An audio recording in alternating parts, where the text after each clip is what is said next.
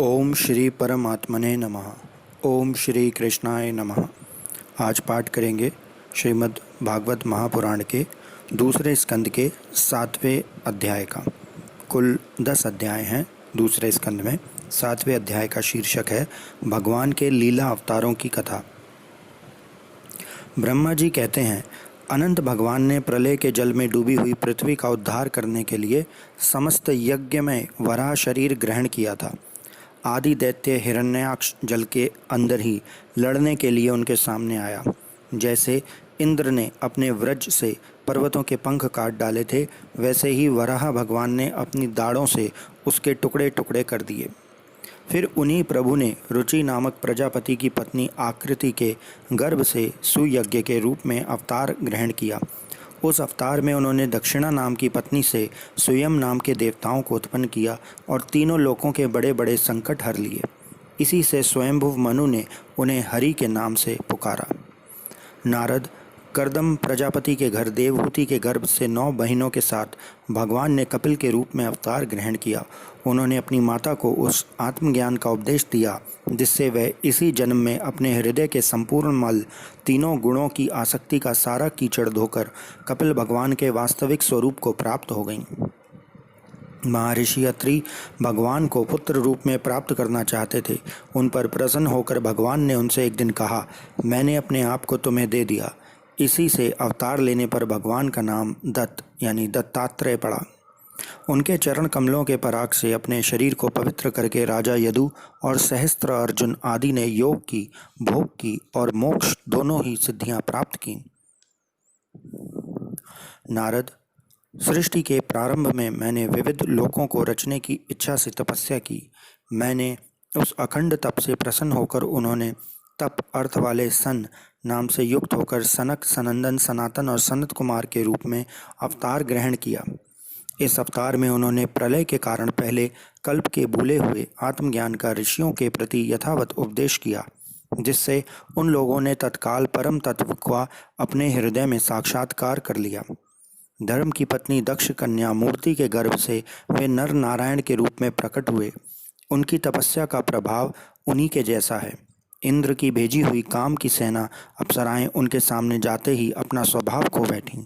वे अपने हाव भाव से उन आत्मस्वरूप भगवान की तपस्या में विघ्न नहीं डाल सकीं। नारद, शंकर आदि महानुभाव अपनी रोष भरी दृष्टि से कामदेव को जला देते हैं, परंतु अपने आप को जलाने वाले असहा क्रोध को वे नहीं जला पाते। वही क्रोध नर नारायण के निर्मल हृदय में प्रवेश करके पहले ही डर के मारे कांप जाता है। फिर भला उनके हृदय में काम का प्रवेश तो हो ही कैसे सकता है। अपने पिता राजा उत्तानपाद के पास बैठे हुए 5 वर्ष के बालक ध्रुव को उनकी सौतेली माता सुरुचि ने अपने वचन बाणों से बेध दिया था। इतनी छोटी अवस्था होने पर भी वे उस ग्लानि से तपस्या करने के लिए वन में चले गए। उनकी प्रार्थना से प्रसन्न होकर भगवान प्रकट हुए और उन्होंने ध्रुव को ध्रुव पद का वरदान दिया। आज भी ध्रुव के ऊपर नीचे प्रदक्षिणा करते हुए दिव्य महर्षिगण उनकी स्तुति करते रहते हैं। कुमार्गगामी वेन का ऐश्वर्य और पौरुष ब्राह्मणों के हुंकार रूपी व्रज से जलकर भस्म हो गया। वे नरक में गिरने लगा। ऋषियों की प्रार्थना पर भगवान ने उसके शरीर मंथन से पृथु के रूप में अवतार धारण कर उसे नरकों से उबारा और इस प्रकार पुत्र शब्द को चरितार्थ किया। उसी अवतार में पृथ्वी को गाय बनाकर उन्होंने उससे जगत के लिए समस्त औषधियों का दोहन किया।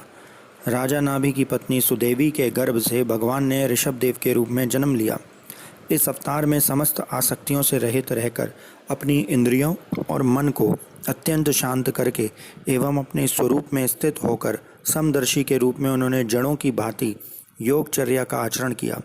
इस स्थिति को महर्षि लोग परमहंस पद अथवा अवधूत चर्या कहते हैं। इसके बाद स्वयं उन्हीं यज्ञ पुरुष ने मेरे यज्ञ में स्वर्ण के समान कांति वाले हयग्रीव के रूप में अवतार ग्रहण किया। भगवान का यह विग्रह वेदमय, यज्ञमय और सर्वदेवमय है।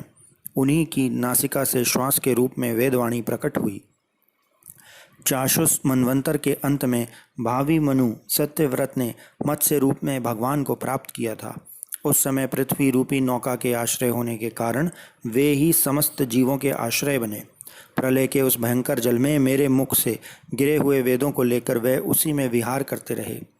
जब मुख्य मुख्य देवता और दानव अमृत की प्राप्ति के लिए क्षीर सागर को मथ रहे थे, तब भगवान ने कच्छप के रूप में अपनी पीठ पर मदराचल धारण किया। उस समय पर्वत के घूमने के कारण उसकी रगड़ से उसकी पीठ की खुजलाहट थोड़ी मिट गई, जिससे वह कुछ क्षणों तक सुख की नींद सो सके। देवताओं का महान भय मिटाने के लिए उन्होंने नरसिंह का रूप धारण किया। फड़कती हुई बाहों और तीखी दाढ़ों से उनका मुख बड़ा भयावना लगता था। हिरण्यकश्यप उन्हें देखते ही हाथों में गदा लेकर उन पर टूट पड़ा। इस पर भगवान नरसिंह ने दूर से ही उसे पकड़कर अपनी जांघों पर डाल दिया और उसके छटपटाते रहने पर भी अपने नखों से उसका पेट फाड़ डाला। बड़े भारी सरोवर में महाबली ग्रह ने गजेंद्र का पैर पकड़ लिया। जब बहुत थक कर वह घबरा गया, तब उसने अपनी सूंड से कमल लेकर भगवान को पुकारा, हे आदि पुरुष, हे समस्त लोकों के स्वामी, हे श्रवण मात्र से कल्याण करने वाले। उसकी पुकार सुनकर अनंत शक्ति भगवान चक्रपाणी गरुण की पीठ पर चढ़कर वहां आए और अपने चक्र से उन्होंने ग्राह का मस्तक उखाड़ डाला। इस प्रकार कृपा परवश भगवान ने अपने शरणागत गजेंद्र की सूंड पकड़कर उस विपत्ति से उसका उद्धार किया। भगवान वामन अदिति के पुत्रों में सबसे छोटे थे, परंतु गुणों की दृष्टि से वे सबसे बड़े थे, क्योंकि यज्ञ पुरुष भगवान ने उस अवतार में बलि के संकल्प छोड़ते ही संपूर्ण लोकों को अपने चरणों से ही नाप लिया था। वामन बनकर उन्होंने 3 पग पृथ्वी के बहाने बलि से सारी पृथ्वी ले तो ली, परंतु इससे यह बात सिद्ध कर दी कि सन्मार्ग पर चलने वाले पुरुषों को याचना के सिवा और किसी उपाय से समर्थ पुरुष भी अपने स्थान से नहीं हटा सकते, ऐश्वर्य से च्युत नहीं कर सकते। दैत्यराज बलि ने अपने सिर पर स्वयं वामन भगवान का चरणामृत धारण किया था। ऐसी स्थिति में उन्हें जो देवताओं के राजा इंद्र की पदवी मिली, इससे कोई बलि का पुरुषार्थ नहीं था। अपने गुरु शुक्राचार्य के मना करने पर भी वे अपनी प्रतिज्ञा के विपरीत कुछ भी करने को तैयार नहीं हुए। और तो क्या, भगवान का तीसरा पग पूरा करने के लिए उनके चरणों में सिर रखकर उन्होंने अपने आप को भी समर्पित कर दिया। नारद, तुम्हारे अत्यंत प्रेम भाव से परम प्रसन्न होकर हंस के रूप में भगवान ने तुम्हें योग, ज्ञान और आत्म तत्व को प्रकाशित करने वाले भागवत धर्म का उपदेश दिया। वह केवल भगवान के शरणागत भक्तों को ही सुगमता से प्राप्त होता है। वे ही भगवान स्वयंभुवादी मनवंतरों में मनु के रूप में अवतार लेकर मनुवंश की रक्षा करते हुए 10 दिशाओं में अपने सुदर्शन चक्र के समान तेज से बेरोक टोक निष्कंटक राज्य करते हैं। तीनों लोकों के ऊपर सत्यलोक तक उनके चरित्रों की कमनीय कीर्ति फैल जाती है और उसी रूप से वे समय समय पर पृथ्वी के भारभूत दुष्ट राजाओं का दमन भी करते रहते हैं। स्वनाम धन्य भगवान धन्वंतरी अपने नाम से ही बड़े बड़े रोगियों के रोग तत्काल नष्ट कर देते हैं। उन्होंने अमृत पिलाकर देवताओं को अमर कर दिया और दैत्यों के द्वारा हरण किए हुए उनके यज्ञ भाग उन्हें फिर से दिला दिए। उन्होंने ही अवतार लेकर संसार में आयुर्वेद का प्रवर्तन किया। जब संसार में ब्राह्मण द्रोही, आर्य मर्यादा का उल्लंघन करने वाले नारकीय क्षत्रिय अपने नाश के लिए ही देववश बढ़ जाते हैं और पृथ्वी के कांटे बन जाते हैं, तब भगवान महापराक्रमी परशुराम के रूप में अवतीर्ण होकर अपनी तीखी धार वाले फरसे से 21 बार उनका संहार करते हैं। मायापति भगवान हम पर अनुग्रह करने के लिए अपनी कलाओं भरत, शत्रुघ्न और लक्ष्मण के साथ श्री राम के रूप में इक्ष्वाकु के वंश में अवतीर्ण होते हैं। इस अवतार में अपने पिता की आज्ञा का पालन करने के लिए अपनी पत्नी और भाई के साथ वे वन में निवास करते हैं। उसी समय उनसे विरोध करके रावण उनके हाथों मरता है। त्रिपुर विमान को जलाने के लिए उद्यत शंकर के समान जिस समय भगवान राम शत्रु की नगरी लंका को भस्म करने के लिए समुद्र तट पर पहुंचते हैं, उस समय सीता के वियोग के कारण बड़ी हुई क्रोध अग्नि से उनकी आंखें लाल हो जाती हैं कि उनकी दृष्टि से ही समुद्र के मगरमच्छ, सांप और ग्रह आदि जीव जलने लगते हैं और भय से थरथर कांपता हुआ समुद्र झटपट उन्हें मार्ग दे देता है। जब रावण की कठोर छाती से टकराकर इंद्र के वाहन ऐरावत के दांत चूर चूर होकर चारों ओर फैल गए थे, जिससे दिशाएं सफ़ेद हो गई थीं, तब दिग्विजयी रावण घमंड से फूलकर हंसने लगा था। वही रावण जब श्री रामचंद्र जी की पत्नी सीता जी को चुरा कर ले जाता है और लड़ाई के मैदान में उनसे लड़ने के लिए गर्वपूर्वक आता है, तब भगवान श्री राम के धनुष की टंकार से ही उसका वह घमंड प्राणों के साथ तत्क्षण विलीन हो जाता है। जिस समय झुंड के झुंड दैत्य पृथ्वी को रौंद डालेंगे, उस समय उसका भार उतारने के लिए भगवान अपने सफ़ेद और काले केश से बलराम और श्री कृष्ण के रूप में कला अवतार ग्रहण करेंगे। वे अपनी महिमा को प्रकट करने वाले इतने अद्भुत चरित्र करेंगे कि संसार के मनुष्य उनकी लीलाओं का रहस्य बिल्कुल नहीं समझ सकेंगे। बचपन में ही पूतना के प्राण हर लेना, 3 महीने की अवस्था में पैर उछालकर बड़ा भारी छकड़ा उलट देना और घुटनों के बल चलते चलते आकाश को छूने वाले यमला अर्जुन वृक्षों के बीच में जाकर उन्हें उखाड़ डालना, ये सब ऐसे कर्म हैं जिन्हें भगवान के सिवा और कोई नहीं कर सकता। जब कालिया नाग के विष से दूषित हुआ यमुना जल पीकर बछड़े और गोप बालक मर जाएंगे, तब वह अपनी सुधामयी कृपा दृष्टि की वर्षा से ही उन्हें जीवित कर देंगे और यमुना जल को शुद्ध करने के लिए वे उसमें विहार करेंगे तथा विष की शक्ति से जीभ लपलपाते हुए कालिया नाग को वहां से निकाल देंगे।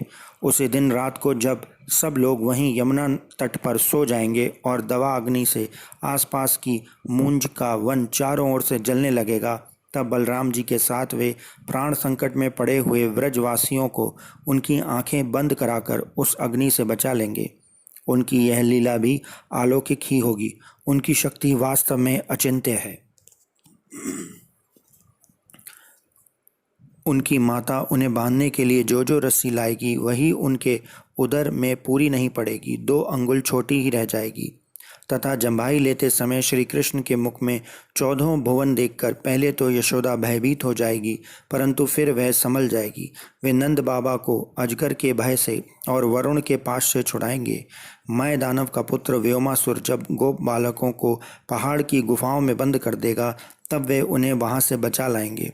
गोकुल के लोगों को जो दिन भर तो काम धंधों में व्याकुल रहते हैं और रात को अत्यंत थककर सो जाते हैं, साधनाहीन होने पर भी वे अपने परम धाम में ले जाएंगे।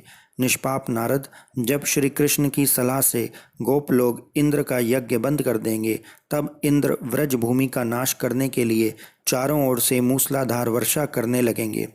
इससे उनकी तथा उनके पशुओं की रक्षा करने के लिए भगवान कृपा परवश हो 7 वर्ष की अवस्था में ही 7 दिनों तक गोवर्धन पर्वत को एक ही हाथ से छत्रक पुष्प कुकुरमुत्ते की तरह खेल खेल में ही धारण किए रहेंगे। वृंदावन में विहार करते हुए रास करने की इच्छा से वे रात के समय जब चंद्रमा की उज्ज्वल चांदनी चारों ओर छिटक रही होगी, अपनी बांसुरी पर मधुर संगीत की लंबी तान छोड़ेंगे। उससे प्रेम विवश होकर आई हुई गोपियों को जब कुबेर का सेवक शंखचूर्ण हरण करेगा, तब वे उसका सिर उतार लेंगे। और भी बहुत से प्रलंबासुर, धेनुकासुर, बकासुर, केशी, अरिष्टासुर आदि दैत्य, चाणूर आदि पहलवान, कुवलया, पीड़, हाथी, कंस, काल यवन, भौमासुर, मिथ्या वासुदेव, शाल्व, द्विविद, वानर, बल्लव, दंतवक्त्र, राजा नग्नजित के 7 बैल, शंबरासुर, विदुरथ और रुक्मी आदि तथा काम्बोज, मत्स्य, कुरु, कैके और संजय आदि देशों के राजा लोग एवं जो भी योद्धा धनुष धारण करके युद्ध के मैदान में सामने आएंगे, वे सब बलराम, भीमसेन और अर्जुन आदि नामों की आड़ में स्वयं भगवान के द्वारा मारे जाकर उन्हीं के धाम में चले जाएंगे। समय के फेर से लोगों की समझ कम हो जाती है, आयु भी कम होने लगती है। उस समय जब भगवान देखते हैं कि अब ये लोग मेरे तत्व को बतलाने वाली वेदवाणी को समझने में असमर्थ होते जा रहे हैं, तब प्रत्येक कल्प में सत्यवती के गर्भ से व्यास के रूप में प्रकट होकर वे वेद रूपी वृक्ष का विभिन्न शाखाओं के रूप में विभाजन कर देते हैं। देवताओं के शत्रु दैत्य लोग भी वेद मार्ग का सहारा लेकर मय दानव के बनाए हुए अदृश्य वेग वाले नगरों में रहकर लोगों का सत्यानाश करने लगेंगे। तब भगवान लोगों की बुद्धि में मोह और अत्यंत लोभ उत्पन्न करने वाला वेश धारण करके बुद्ध के रूप में बहुत से उपधर्मों का उपदेश करेंगे। कलयुग के अंत में जब सत्पुरुषों के घर भी भगवान की कथा होने में बाधा पड़ने लगेगी, ब्राह्मण, क्षत्रिय तथा वैश्य, पाखंडी और शूद्र राजा हो जाएंगे। यहाँ तक कि कहीं भी स्वाहा, स्वधा और वष्टकार की ध्वनि देवता पितरों के यज्ञ श्राद्ध की बात तक नहीं सुनाई पड़ेगी। तब कलयुग का शासन करने के लिए भगवान कल की अवतार ग्रहण करेंगे। जब संसार की रचना का समय होता है तब तपस्या, 9 प्रजापति, मरीच आदि ऋषि और मेरे रूप में जब सृष्टि की रक्षा का समय होता है तब धर्म, विष्णु, मनु, देवता और राजाओं के रूप में तथा जब सृष्टि के प्रलय का समय होता है तब अधर्म, रुद्र तथा क्रोधवश नाम के सर्प एवं दैत्य आदि के रूप में सर्वशक्तिमान भगवान की माया विभूतियां ही प्रकट होती हैं। अपनी प्रतिभा के बल से पृथ्वी के एक एक धूलिकण को गिन चुकने पर भी जगत में ऐसा कौन पुरुष है जो भगवान की शक्तियों की गणना कर सके। जब वे त्रिविक्रम अवतार लेकर त्रिलोकी को नाप रहे थे उस समय उनके चरणों के अदम्य वेग से प्रकृति रूप अंतिम आवरण से लेकर सत्यलोक तक सारा ब्रह्मांड कांपने लगा था। तब उन्होंने ही अपनी शक्ति से उसे स्थिर किया था।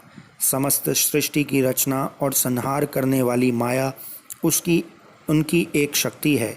ऐसी ऐसी अनंत शक्तियों के आश्रय उनके स्वरूप को ना मैं जानता हूँ, ना वे तुम्हारे बड़े भाई सनक आदि ही। फिर दूसरों का तो कहना ही क्या है।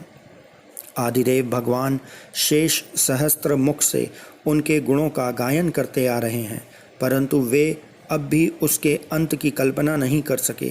जो निष्कपट भाव से अपना सर्वस्व और अपने आप को भी उनके चरण कमलों में निछावर कर देते हैं, उन पर वे अनंत भगवान स्वयं ही अपनी ओर से दया करते हैं और उनकी दया के पात्र ही उनकी दुस्तर माया का स्वरूप जानते हैं और उसके पार जा पाते हैं।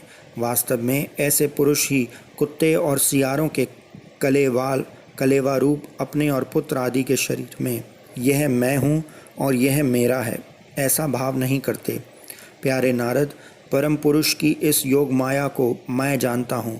तुम लोग भगवान शंकर, दैत्यकुल भूषण प्रहलाद, शतरूपा, मनुपुत्र, प्रियव्रत आदि प्राचीन बहिर, ऋभ और ध्रुव भी जानते हैं।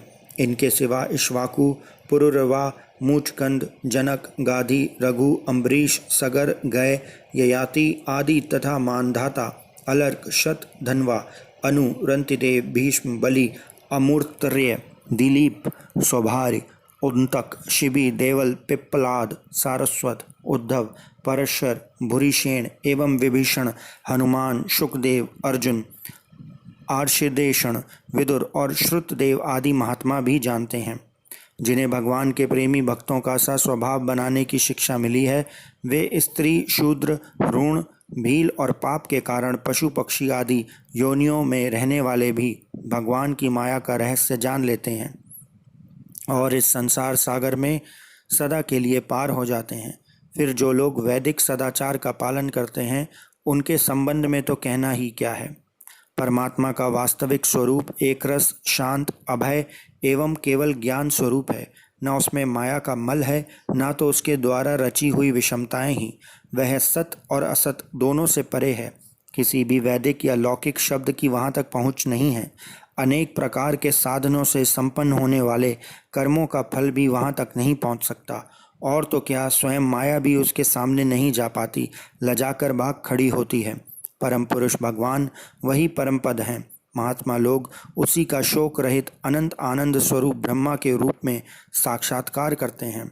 संयमशील पुरुष उसी में अपने मन को समाहित करके स्थित हो जाते हैं। जैसे इंद्र स्वयं मेघ रूप से विद्यमान होने के कारण जल के लिए कुआं खोदने की कुदाल नहीं रखते, वैसे ही वह भेद दूर करने वाले ज्ञान साधनों को भी छोड़ देते हैं। समस्त कर्मों के फल भी भगवान ही देते हैं, क्योंकि मनुष्य अपने स्वभाव के अनुसार जो शुभ कर्म करता है वे सब उन्हीं की प्रेरणा से होता है। इस शरीर में रहने वाले पंचभूतों के अलग अलग हो जाने पर जब यह शरीर नष्ट हो जाता है तब भी इसमें रहने वाला अजन्मा पुरुष आकाश के समान नष्ट नहीं होता। बेटा नारद, संकल्प से विश्व की रचना करने वाले षड ऐश्वर्य संपन्न श्री हरि का मैंने तुम्हारे सामने संक्षेप से वर्णन किया। जो कुछ कार्य कारण अथवा भाव अभाव है वह सब भगवान से भिन्न नहीं है। फिर भी भगवान तो इसमें पृथक भी हैं। भगवान ने मुझे जो उपदेश किया था यह वही भागवत है। इससे भगवान की विभूतियों का संक्षिप्त वर्णन है। तुम इसका विस्तार करो। जिस प्रकार सबके आश्रय और सर्वस्वरूप भगवान श्री हरि में लोगों की प्रेममयी भक्ति हो, ऐसा निश्चय करके इसका वर्णन करो। जो पुरुष भगवान की अचिंत्य शक्ति माया का वर्णन या दूसरे के द्वारा किए हुए वर्णन का अनुमोदन करता है अथवा श्रद्धा के साथ नित्य श्रवण करते हैं, उनका चित्त माया से कभी मोहित नहीं होता। इति श्रीमद्भागवते महापुराणे पारमहंस्यां साहित्यां द्वितीय स्कंदे ब्रह्मा नारद संवादे सप्तमो अध्याय। श्री कृष्ण गोविंद हरे मुरारी, हे नाथ नारायण वासुदेवा। कृपया चैनल को सब्सक्राइब करें ताकि हम सनातन धर्म के जितने भी सत शास्त्र हैं, जैसे वेद, उपनिषद, पुराण, इतिहास, रामायण, महाभारत इत्यादि का अध्ययन करके उनका संक्षिप्त एवं सार वीडियो बना करके अपलोड कर सकें। ओम। श्री कृष्ण गोविंद हरे मुरारे, हे नाथ नारायण वासुदेव। श्री कृष्ण गोविंद हरे मुरारे, हे नाथ नारायण वासुदेव। श्री कृष्ण गोविंद हरे मुरारी, हे नाथ नारायण वासुदेव। श्री कृष्ण गोविंद हरे मुरारी, हे नाथ नारायण वासुदेव। श्री कृष्ण गोविंद हरे मुरारी, हे नाथ नारायण वासुदेव। श्री कृष्ण गोविंद हरे मुरारी, हे नाथ नारायण वासुदेव। श्री कृष्ण गोविंद हरे मुरारी।